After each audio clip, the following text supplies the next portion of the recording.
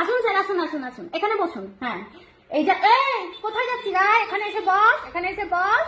এই যে আপনার ছাত্রী স্যার, রাজ্যের একটা ফাঁকিবাজ মেয়ে, আর পড়াশোনার নামে লবড। মাস্টারমশাইকে তো জানতে হবে তুই কেমন ধরনের ছাত্রী। হ্যাঁ, কেমন মুখে তর্ক করে, কেমন মুখে মাকে বলছে মুখে তর্ক করে দেখছিস তো, এই জন্য আমি ব্যাচে পড়তে পাঠাই না, ব্যাচে পড়তে পারি গিয়েই ওখানে নষ্ট হয়ে আসবে। আপনাকে দিলাম স্যার, এই মাদরটাকে আপনাকে মেরে পিটে কুটে সিধা করতে হবে, শুধু চোখ দুটো বাদ দিয়ে দেবেন স্যার, আর মেরে গায়ে চামড়া ছিঁড়ে দিবেন, পড়া দেরি করবেন না, ঠিক আছে? আর যদি পড়া ডেলি বেসিসে সে না করে দেয়, আমি আপনাকে বলে দিলাম। বলুন স্যার, আমি আপনার জন্য চা নিয়ে আসি। এই নিন স্যার, চা নিন।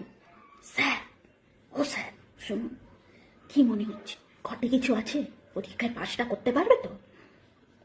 আরে সে আমিও জানি, কি করে থাকবে বলুন? সারাদিন ফোনে যদি টকর টকর টকর হয়, আমার ফোন নয় তার বাবার ফোন, কারুর না কারুর ফোন নিয়ে সারাদিন ফোনে টকর টকর করেই যাচ্ছে, ঠিক আছে? আমি তোর বাবাকে বলে দিয়েছি, আমার ফোনে তুমি আজ থেকে আর রিচার্জ ভরবে না, পয়সা ভরবে না। আমার ফোনে পয়সা না বললে তার টকর টকর সারাদিন কেটে যাবে, আর তুমি তোমার ফোনেও ভরবে না, শুধু কল আসবে আর যাবে, ওই টাকাটাও শুধু বলো।